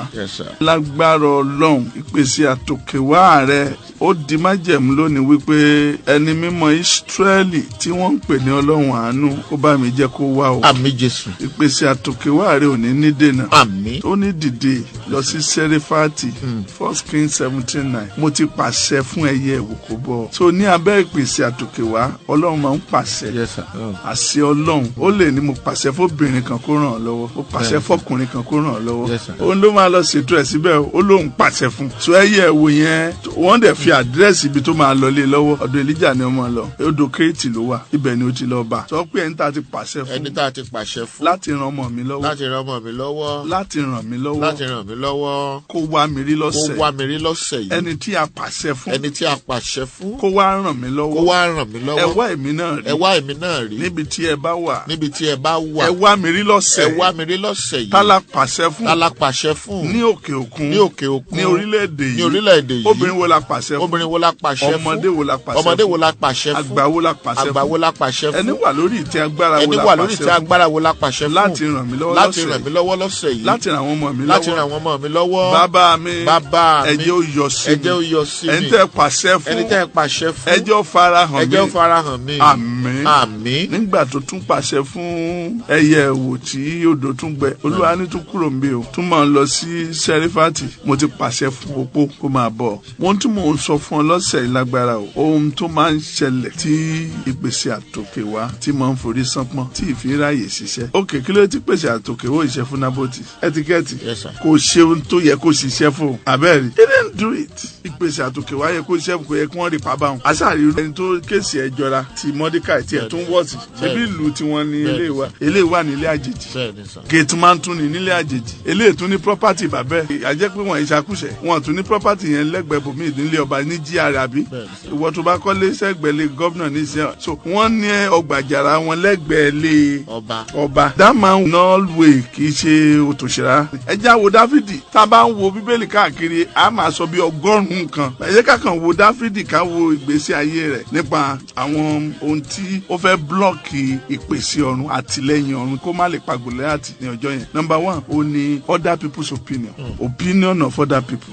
àwọn èèyàn ní èròǹgbà sí èèyàn tó yàtọ̀ sí tó lè mú wa mọ́gbẹ́kẹ̀lé ìpèsè àtòkè wa.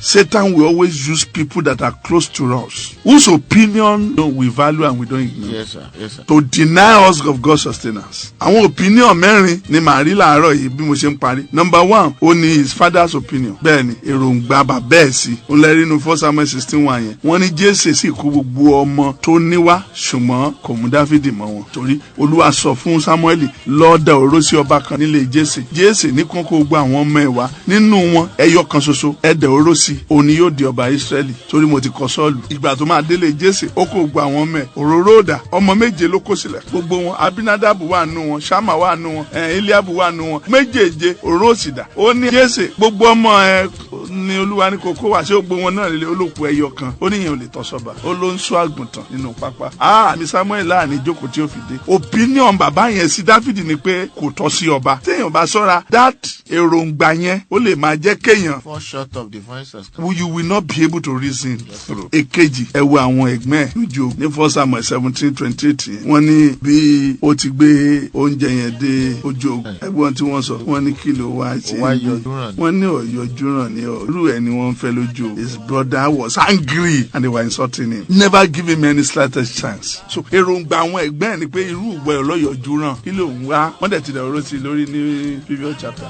So inú àti ẹ̀ máa bí pé ṣé lè náà ni wọ́n dọ̀rọ̀ sí. Àgùntàn wọn ní kí wọ́n máa ṣọ́ kí ló ń wá lójú kí ló wá ṣe wọ́n ló wá yọjú ràn. They never gave him a chance. Number 3 ọba fúnra ẹ̀ kábíyèsí nígbà tá a dé 1 Samuel 17:33 yẹn wọ́n ní ọba yẹn wí pé ó lọ́mọdé ní ẹ̀ you are not able you are but a youth. This man has been a warrior from his youth. Ewu ọmọdé nìwọ yóò kì í ṣe jagunjagun eléyìí jagunjagun láti gbẹ̀ ìwé ẹ̀ ó dẹ̀ ti wá jagun títí ó tún ti dàgbà sínú ogun and a champion for that matter not an ex-champion a reigning champion and you are a youth commoner o kì í jó o tún ọ̀tẹ̀ tí wàá tẹ̀ ní ẹ ò tí ì jagun rí so the king said ó ní òótọ́ sí then Goliath fún rẹ̀ nǹkan nínú 1 Samuel 17:42-43 ìyẹn wá fẹ́ pèlè Goliath disdain him and curse him wọ́n ló fi gégùn ní orúkọ olú àwọn òòṣà rẹ̀ pé irú ìwọ yìí ni wọ́n ní wàá bá wọn wọ́n ló ṣe é pè ní orúkọ Ọlọ́run rẹ̀ so look at it these are things that doesn't allow people to embrace the provisions of ìtorí kìnìún yẹn á ti paint picture sí wọn lọ́kàn pé irú ìwọ kọ́ là ń fẹ́ bẹ̀ so to now go to God and say Olúwa ìpèsè ẹ̀dá becomes very impossible. òun lè ṣe rí ọ̀pọ̀lọpọ̀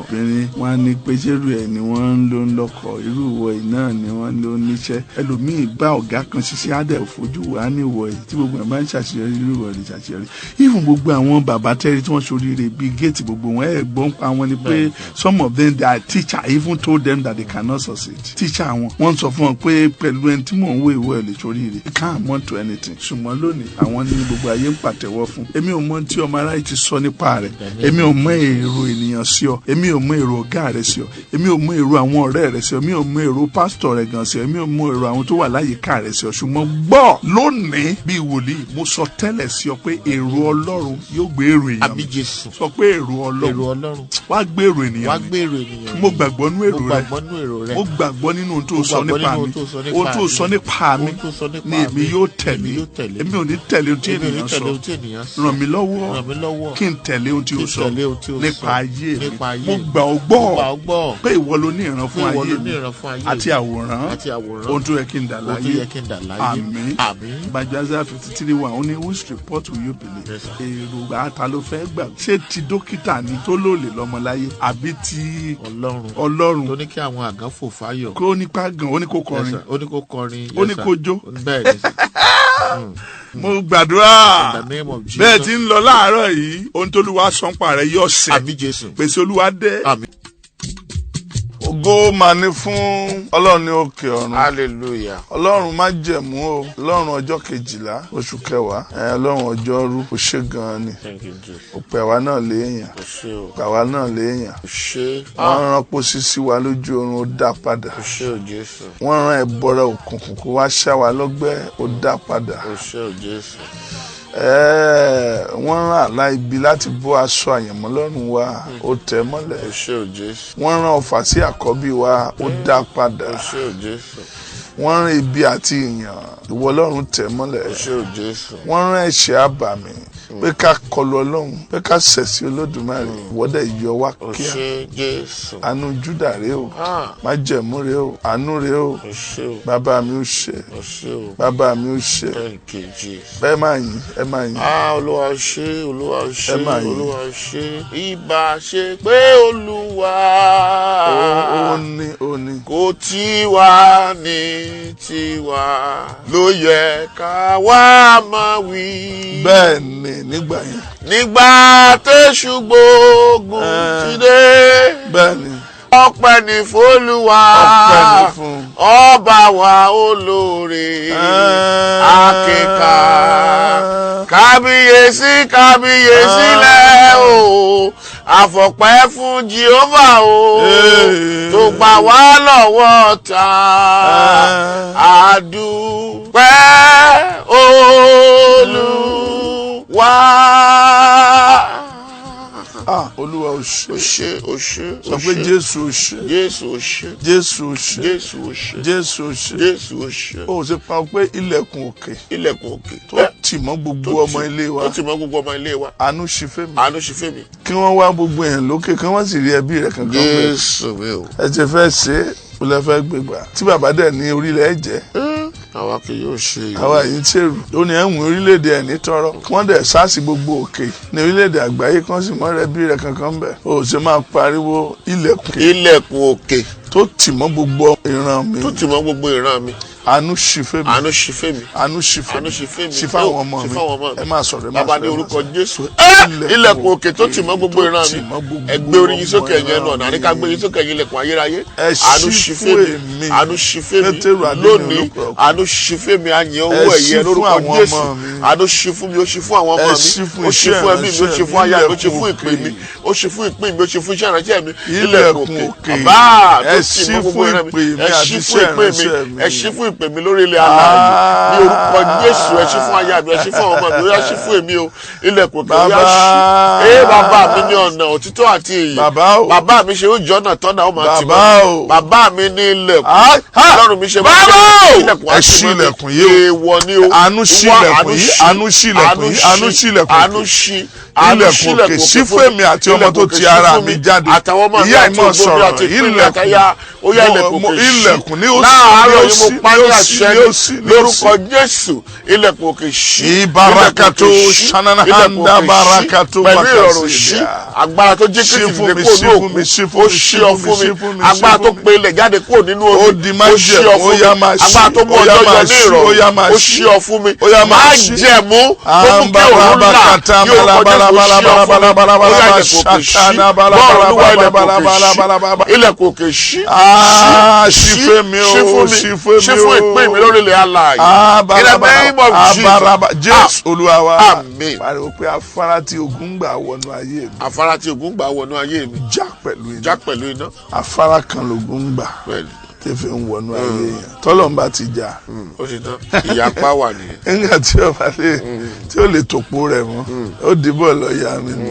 Wọ́n juwọ́ látòkè ni pé ọpẹ́lọpẹ́ afárá ìjà o. Àtúmọ̀ tá a bá sí fún ọ lóru onímọ́jú o. Afárá tí ogun gbà wọnú ayé mi. Afárá tí ogun gbà wọnú ayé mi. Afárá tí ogun gbà wọnú ayé àwọn ọmọ mi. Afárá tí ogun gbà wọnú ayé àwọn ọmọ mi. Já pẹ̀lú iná. Já pẹ̀lú iná. Ẹ sọ bẹ́ẹ̀ sọ bẹ́ẹ̀. Bàbá ní orúkọ Jésù. Afárá tí ogun gbà wọnú ayé mi. Tí ogun gbà wọnú ìpín mi. Tí ogun gbà wọnú ẹbí mi. Tí ogun gbà wọnú ayé ayé mi. Tí ogun gbà wọnú ọmọ mi. Òpin dé. Agbára tó pín òkùnkùn àti ìmọ́lẹ̀ ní ìyà. Ó yá ó já ọ dànù. Ó pín wa níyà lónìí. Mo já ọ ní. Agbára tó pín òwúrọ̀ àti ọ̀sán ní ìyà. Afárá yìí máa já pẹ̀lú iná. Ó yá máa já. Ó yá máa já. Ó yá máa já. Pẹ̀lú iná. Afárá ogun. Afárá tí ogun gbà wọnú ayé mi tó ń gbà wọnú iṣẹ́. Já. Ó yá lana. Máa já. Ní orúkọ Jésù. Ìwà afárá. Ó yá máa já. Bẹ́ẹ̀ ni kò já ni o. Kò já ni o. Ní orúkọ Jésù yá máa já. Olúwa wa. Àmín. Sọ fún Ọlọ́run. Ta ni ń ta ẹ̀jẹ̀ sílẹ̀ lórí tí ọmọ mi ń là kọjá. Ta ni ń ta ẹ̀jẹ̀ sílẹ̀ lórí tí ọmọ mi ń là kọjá. Jẹ́ kẹ́jẹ̀ náà pa. Jẹ́ kẹ́jẹ̀ náà pa. Ta ni ń ta ẹ̀jẹ̀ sílẹ̀. Ta ni ń ta ẹ̀jẹ̀ sílẹ̀. Lórí tí mo ń là kọjá. Lórí tí mo ń là kọjá. Olúwa jẹ́ kẹ́jẹ̀ náà pa. Olúwa jẹ́ kẹ́jẹ̀ náà pa. Bó ti wù kó súnmọ́ mi tó. Bó ti wù kó súnmọ́ mi tó. Ta ló ń ta ẹ̀jẹ̀ sílẹ̀. Ta ló ń ta ẹ̀jẹ̀ sílẹ̀. Lórí tí àwọn ọmọ mi ń là kọjá. Lórí tí àwọn ọmọ mi ń là kọjá. Jẹ́ kẹ́jẹ̀ náà pa. Jẹ́ kẹ́jẹ̀ náà pa. Ẹ máa sọ bẹ́ẹ̀. Bàbá ní orúkọ Jésù. Ta ló ń ta ẹ̀jẹ̀ sílẹ̀. Lórí tí mo ń là kọjá. Lórí tí ẹbí mi ń là kọjá. Lórí tí mo ń là kọjá. Ó yá ẹ̀jẹ̀ gbòdì sí. Ẹ̀jẹ̀ ọ̀dọ́ àgùntàn dojúkọ. Ẹ̀jẹ̀ pa. Ẹ̀jẹ̀ pa. Jẹ́ kí ẹ̀jẹ̀ dojúkọ. Ẹ̀jẹ̀ pa. Ẹ̀jẹ̀ pa. Jẹ́ kí ẹ̀jẹ̀ dojúkọ. Ẹ̀jẹ̀ pa. Ẹ̀jẹ̀ pa. Ó jẹ̀bi ẹ̀jẹ̀ lónìí lórúkọ Jésù. Ẹni tẹ̀jẹ̀ sílẹ̀ lórí tí mo ń là kọjá ó jẹ̀bi ẹ̀jẹ̀. Lórúkọ Jésù ó jẹ̀bi ẹ̀jẹ̀. Lórí ohun tí mo ń là kọjá. Lórúkọ Jésù ó jẹ̀bi ẹ̀jẹ̀. Lórúkọ Jésù ó jẹ̀bi ẹ̀jẹ̀. Lórúkọ Jésù ó jẹ̀bi ẹ̀jẹ̀. Lórúkọ Jésù ó jẹ̀bi ẹ̀jẹ̀. Ẹ̀jẹ̀ dojúkọ. ẹ̀jẹ̀ tó ju ẹ̀jẹ̀ lọ dojú kẹ bó dojú kọ ẹ̀jẹ̀ tó fọ iyebíye dojú ẹ̀jẹ̀ tí a ta sílẹ̀ lójú kọ zugele mo tètè ẹ̀jẹ̀ má jẹ bó dojú kọ olórí o apáláṣẹ o jẹ̀bi ẹ̀jẹ̀ lórúkọ Jésù o jẹ̀bi ẹ̀jẹ̀ lórúkọ Jésù o jẹ̀bi ẹ̀jẹ̀ Jésù Olúwa wa àmín. sọ pé ọwọ́ ilé wa lára ọwọ́ ilé wa lára mi tí ò jẹ́ ń jù báyìí lọ ọwọ́ ilé wa lára àwọn ọmọ ọwọ́ ilé wa lára àwọn ọmọ tí ò jẹ́ káwọn ọmọ mi jù báyìí lọ tí ò jẹ́ ọmọ mi ò jù báyìí lọ báyìí náà jáde sọ bẹ́ẹ̀ bàbá ní orúkọ Jésù ọwọ́ ilé wa lára mi lára ìyá mi lára àwọn ọmọ mi lára ìpè mi lára ìpè mi kí ló dé àbà bí mo ti ń ṣàkìtìyàn tó mi ò dẹ̀ tó jù báyìí ó yá jáde ọwọ́ ìnira báyìí náà jáde ọwọ́ ìpọ́njú ilé wa ọwọ́ àṣetì ilé wa ọwọ́ ìfàsẹ́yìn ilé wa ọwọ́ ìdádúró ilé wa ọwọ́ àìsàn òjijì ilé wa ọwọ́ ìnira ilé wa lára mi kí ló bá a lórúkọ Jésù Kristi olùgbàlà ọwọ́ mọ̀rọ̀ náà lọ lé wa lára mi ó yá gbẹ dànù ó yá jáde kó gbẹ dànù jáde kó ṣòfò dànù jáde kó gbẹ dànù jáde lára àwọn ọmọ mi jáde lára àwọn ọmọ mi bẹ́ẹ̀ jáde kó gbẹ dànù jáde kó gbẹ dànù jáde kó gbẹ dànù thank you Father amen. gba ètò gbẹ̀yìn agbára tó láwọn ò ní kí n mọ̀ rí gbà ṣùgbọ́n àwọn ò ní jẹ́ ń rí lò. agbára tó láwọn ò ní kí n mọ̀ rí gbà ṣùgbọ́n àwọn ò ní jẹ́ ń rí lò. bẹ́ẹ̀ni ẹlòmíì wọn náà wọn ní ọmọ rí gbà ṣùgbọ́n àwọn ò ní jẹ́ orí lò náà yín ló sì burú jù nábó ti gba ọgbà jàrá wọn jẹ́ orí lò wọn jẹ́ orí lò. Jésù. Ọlọ́run ló mọ iye àwọn tó já sí ogún yẹn kó tó já mọ́ ń lọ́wọ́ ó gbà wọn jẹ́ orí lò ọmọ yìí náà kùnà gbógun bí ẹ̀ wọn jẹ́ orí lò wọ́n bá waste ẹ̀ àwọn abáni waste nǹkan bẹ́ẹ̀ ni ẹ sọ fún Ọlọ́run gbogbo agbára tó lòun ní kí n má rí gbà gbogbo agbára tó lòun ní kí n má rí gbà ṣùgbọ́n wọn ṣáà ní jẹ́ rí ṣùgbọ́n wọn ṣáà ní jẹ́ rí ẹ ṣòfò níwájú àti àwọn ọmọ ẹ sọ bẹ́ẹ̀ bàbá ní orúkọ Jésù agbára tó lòun ní kí n má rí gbà agbára tó láwọn ní jẹ́ kí n rí lò agbára tó ní má jà fógo pé àwọn ní wà ní sọ pé kí n mọ̀ wò wọ́n ní jẹ́ rí lò mo wá yín nínú Jésù mi ò rí yín o ẹ tó bá rí bẹ́ẹ̀ torí pé a ò fi ní yín kalẹ̀ nínú Jésù ẹ parẹ́ mọ́ yín lórúkọ Jésù ẹ parẹ́ nínú ayé lórúkọ Jésù ẹ parẹ́ nínú ayé lórúkọ Jésù ẹ parẹ́ nínú ayé lórúkọ Jésù ẹ parẹ́ nínú ayé lórúkọ Jésù ẹ parẹ́ nínú ayé apá ipò yín lórí ilẹ̀ alààyè apá ipò yín lórí ilẹ̀ alààyè apá ipò yín lórí ilẹ̀ alààyè thank you Father amen. ẹ mú ń bọ̀ sọ nípa Isaiah chapter 5 ó ní èmi ó kọrin sí olùfẹ́ mi ọ̀wọ́n èmi ó kọrin sí orin nípa tí ó gba ìjàrá rẹ̀ àṣẹ bẹ́ẹ̀ bá ṣoríire àṣàyé ọkọrin fún yẹn. bẹ́ẹ̀ni àṣàwọn tí àwọn bàbá òbí ń wá sí rẹ́kọ́ọ̀dù fún àṣẹ ọwọ́ wọn tókè ní. àṣejù ẹ lọ so èèyàn kan lè lọ bá ìlérí kan pé ẹjọ wá sí rẹ́kọ́ọ̀dù fún mi sójú ẹ. special money náà wà san òun ò nílé san. lágbára Ọlọ́run in the name of Jesus. wà á rí gbámú. àmín Jésù. wọ́n ló wá ṣe odi yíká ó dẹ̀ sọ fún ọ pé odi 10 ló wà odi àkọ́kọ́ odi ẹ̀jẹ̀ Jésù odi kejì odi náà mímọ́ odi kẹta odi áńgẹ́lì odi kẹrin odi ọ̀rọ̀ Ọlọ́run odi karùn-ún ó ní wọ́n ń pè ní odi orúkọ Jésù Philippians 2:7-8-9-10 orúkọ tó borí gbogbo orúkọ odi kẹfà ó ní wọ́n ń pè ní odi òjìji Olódùmarè Psalm 91:1 ẹni bá ń gbé abẹ́ òjìji Olódùmarè ẹni bá ń gbé bí ìkọ̀kọ̀ ọ̀gá ògo ni ó máa gbé abẹ́ òjìji Olódùmarè odi òjìji Olódùmarè odi keje ó ní wọ́n ń pè ní odi ẹ̀mí mímọ́ odi di divinity ni odi ẹ̀mí mímọ́.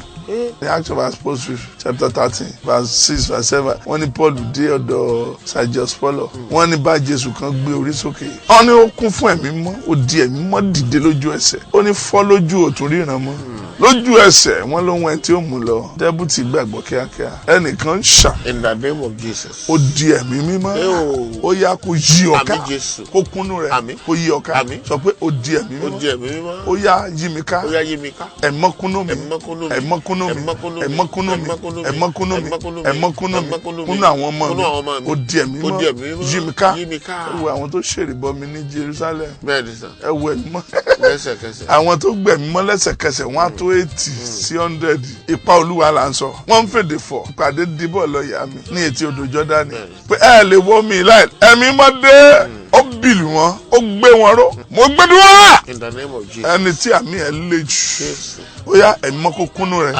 kó kúnnú àwọn ọmọ rẹ̀ ó sì yẹ ọ̀ká. bó o ti ń lọ láàárọ̀ yìí Genesis chapter 12 ni mò ń wò yìí ìwọ lo Genesis chapter 12 kó o fi gbàdúrà kó o rí àṣírí tí ń bẹ níbẹ̀ gbọ́ ìdìde òní nira fún